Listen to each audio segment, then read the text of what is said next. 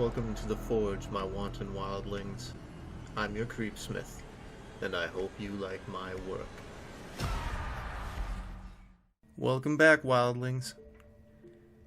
Most of us know there are different degrees of horror. Some are scary on a personal or family level. Some scares affect whole communities, nations, even entire cultures.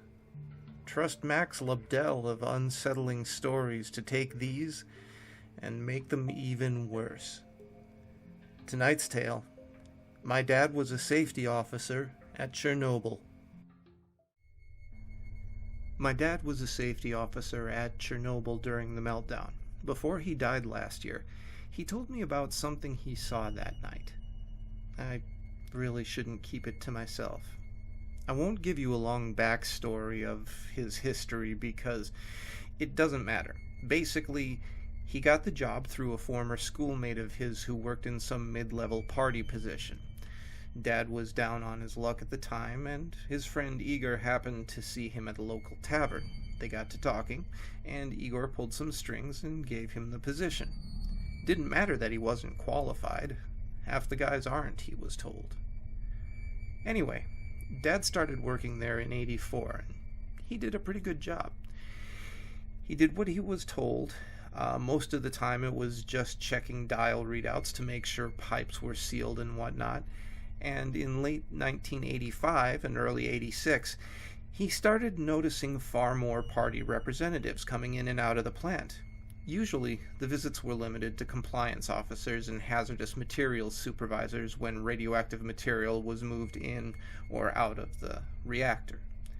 But these weren't plant specialists. They looked like they were Politburo. He told me he recognized a couple of them from televised speeches, but he didn't remember the names. He just knew that they were high-ranking. On the night of the meltdown, Dad was doing his usual valve and dial checks when Politburo members, accompanied by soldiers with Kalashnikovs, streamed down the hall toward the reactor area. The soldiers were wearing radiation suits. The party members weren't.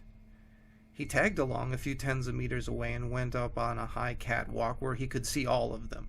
They were crowded around the cooling pools. Dad made an effort to act as if he was staring at pressure readouts in front of him, vaguely noticing that the gauges were rising as he watched. This was around the point when the lights cut out. Apparently, this wasn't abnormal for the plant. The electrical systems were under-maintained, and all of the electricians on staff were tasked with more critical work. Even with the lights not working, Cherenkov radiation cast its characteristic blue glow over the group and illuminated the politicians and the soldiers.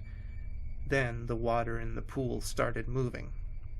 Now, Dad wasn't a nuclear engineer. Still, he knew whatever was happening in the pool was abnormal. He'd been by the area plenty of times, and never once did he notice the water move like it did right then. It sloshed with turbidity and looked like it was coming to a rolling boil.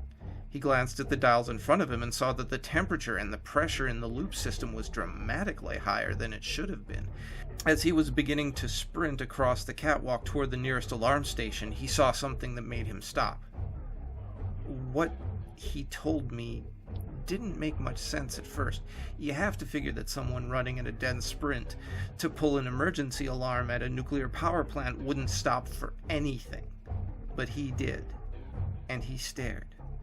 Something had floated to the top of the boiling water. The way he described it, it was a dark grayish red, almost shaped like a person, but much bigger and dreadfully deformed. It floated face down in the pool. The party members didn't react, but the soldiers raised their rifles at the thing until one of the politicians barked an order at them to stand down. A moment or two later, the thing crawled out of the pool and raised itself on thick legs to stand before the gathered crowd. What Dad said he remembered most about the thing was its head. It sat directly on its lopsided shoulders, and it had no eyes, no nose, no ears. All that was there was a gaping hole. Not even a mouth, but a hole. And inside, that same blue glow from the pool shone out into the faces of the people who surrounded it. Someone else in the plant must have noticed the temperature and pressure abnormalities and pulled the alarm, because sirens began to blare and diesel generators were galvanized into action to force the cooling cycle into overdrive. None of that mattered to Dad, though. He said the thing approached the soldiers one by one, and without any of them putting up a fight, it pressed the hole in its face against the top of each of their heads, and they started to dissolve. First their suits melted, then their skin began to blister and char. The thing moved its maw downward until it nearly reached their legs, which dropped to the ground in a smoldering heap. Then it did the same to the assembled Politburo, all but one. She stood in the middle of the pile of steaming legs and hips and crotches and stared at the atrocity. Then she screamed at it. It's something Dad said that he's repeated to himself every day since. Solid Zemlyu. Salt the earth. As the words left her mouth, the Geiger counter Dad was forced to carry with him at all times exploded into life, and in the same instant, the politician burst into flames. He could swear she smiled as she burned. All this was finally enough for Dad to make a break for it.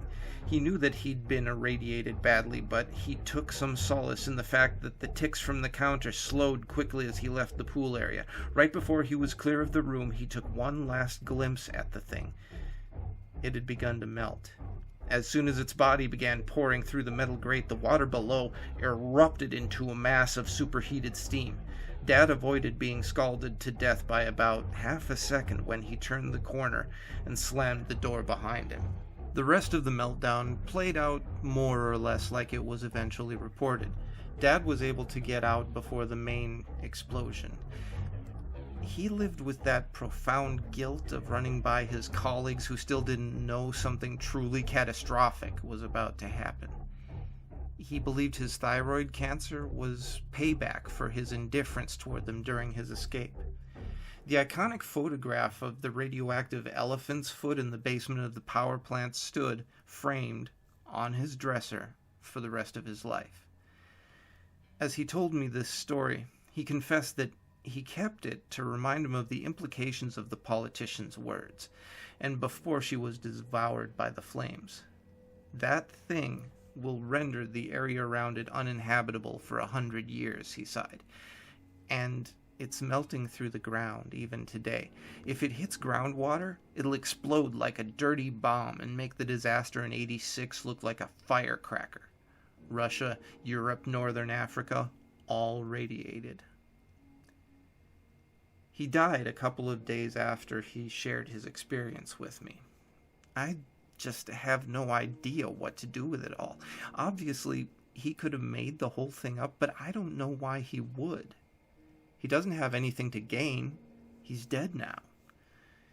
Maybe some of the survivors or their kids can corroborate parts of what he said. Maybe they can't.